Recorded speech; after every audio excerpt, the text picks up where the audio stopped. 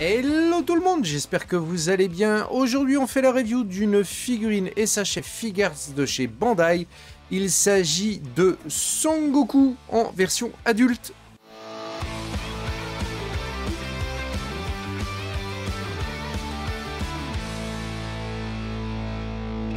On commence comme d'habitude par le packaging, une petite boîte siglée Bandai Tamashii Nation. Et le petit stickers de la Toei Animation. Vous avez le stickers Tamashii Nation aussi. Et alors ça, c'est vraiment les deux stickers qui vont vous prouver que c'est bien un officiel. Parce qu'il y a plein de SHF Figuarts, pardon, qui circulent, qui sont des copies. Donc faites très attention à ça. Ces deux stickers-là, c'est vraiment une garantie. Donc vous avez le titre Dragon Ball Z, le descriptif de la figurine, c'est donc Son Goku, les warnings, âge 15 ans et plus à cause des petites parties.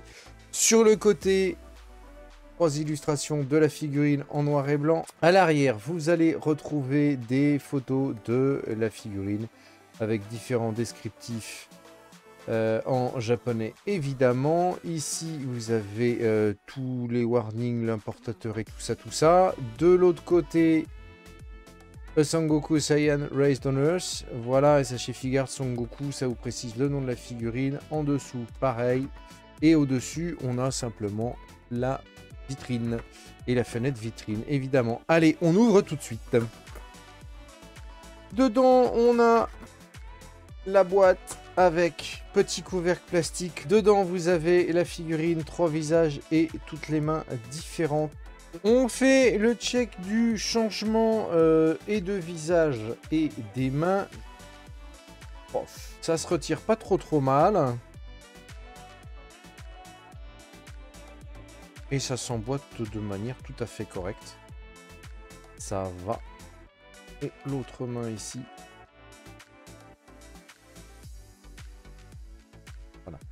L'emboîtement des mains, impeccable, il n'y a pas trop à forcer dessus et quand on tire, elles s'en vont relativement bien. Je trouve ça très correct. On n'a pas trop de crainte de casser cette petite perle. Je dirais, chose qui m'est déjà arrivée sur d'autres marques de figurines. Voilà, donc au niveau des mains, impeccable, le changement, c'est vraiment génial. Au niveau du visage, pour changer le visage, pour tirer le cheveu ici, et le visage s'enlève tout seul, sans souci. Vous avez la fixation du reste de la tête qui se retrouve ici, et vous n'avez plus qu'à emboîter un autre visage, voilà, dedans, et remettre les cheveux.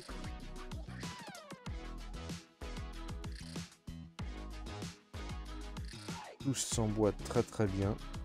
On est quand même sur de la qualité japonaise très bien réalisée au niveau des montages et des moulages.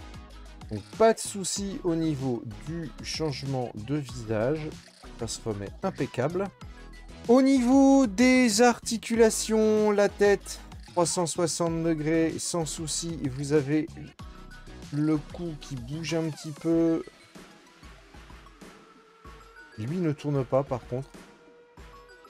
Voilà, donc ça la tête est très mobile. On va pouvoir donner des expressions assez sympathiques. Au niveau des épaules, vous avez le tour 360 évidemment. Je vous montre ici. Vous avez une articulation, enfin une bille qui vous permet de monter ou de descendre le bras. Voilà.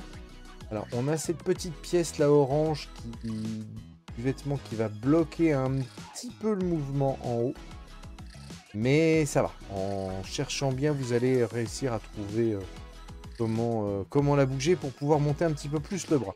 Donc vous avez la partie supérieure de l'épaule qui tourne à 360, qui est fichée dans le corps. Au niveau du biceps, pareil, vous avez une articulation qui va vous permettre de faire 360. Le coude se plie très bien. Il n'y a pas de souci.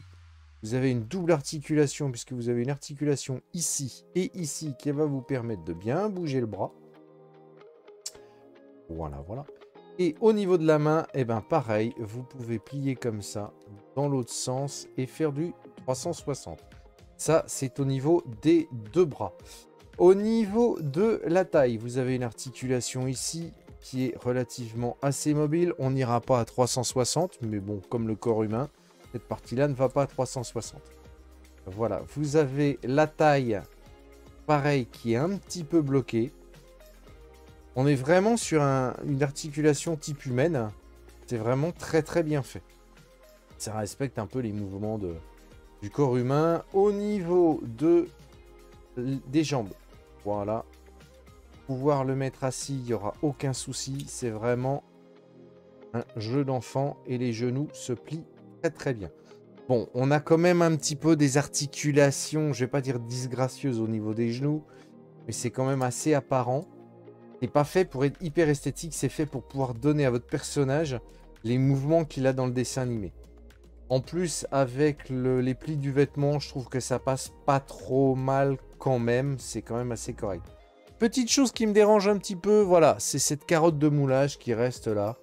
Si vous êtes un peu bricoleur, vous prenez une petite lame de cutter et vous grattez ça pour que ça nettoie un petit peu mieux cette pièce-là. C'est pas catastrophique en soi, mais bon, on n'a pas du tout la même chose sur l'autre jambe, heureusement. Au niveau de la cuisse, je vous montre parce que ça se retire, je ne vais pas dire facilement, mais c'est juste pour vous montrer comment sont faites les articulations.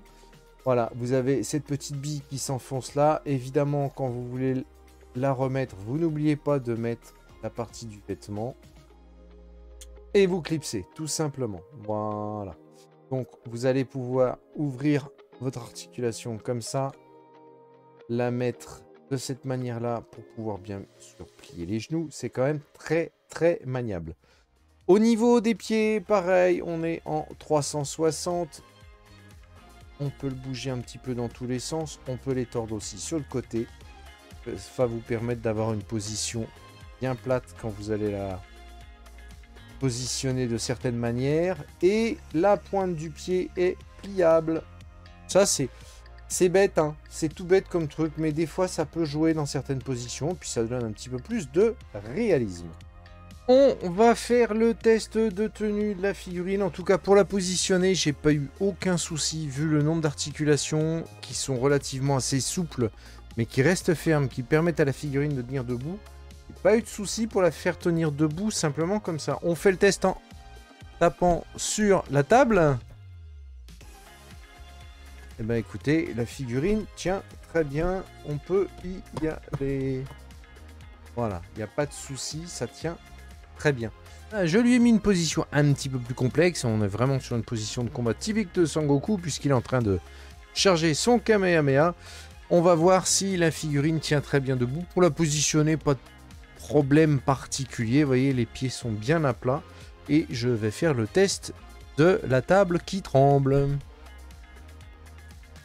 Écoutez, ça m'a l'air de tenir. La figurine bouge pas trop. Enfin, elle bouge, mais elle ne tombe pas. Elle tient bien. On fait le bilan de cette figurine Sangoku version adulte. Eh ben, bilan plus que positif. La figurine est vraiment très très jolie. Elle est évidemment très ressemblante. Au niveau des articulations, c'est vraiment chouette. J'ai beaucoup aimé. C'est souple sans être trop lâche. En fin de compte, la figurine ne tombe pas. Au niveau de la stabilité, vous avez vu qu'elle tient très bien debout. Même après le test de la vibration de la table, elle est vraiment impeccable. Au niveau des accessoires, bon, on n'a pas grand chose. On a des mains, on a des visages en plus. Je suis un petit peu mitigé sur la qualité du paint au niveau du kimono qui fait un petit peu plastique. Mais bon, c'est quand même très très correct. On est sur une figurine qui est dans les 30 €. Donc c'est quand même très chouette par rapport à ce qu'on a sur SHF Figuarts à des prix qui tournent autour de 60 € quand même. Voilà, j'espère que cette review vous aura plu. Si c'est le cas, comme d'habitude, vous mettez les petits pouces en l'air, vous partagez partout à travers le monde. Et si ce n'est pas encore fait, vous connaissez la petite chose à faire, c'est de vous abonner à la chaîne en cliquant sur le rond qui s'affiche juste là. Et moi, je vous dis à très très bientôt pour une prochaine review. Salut à tous!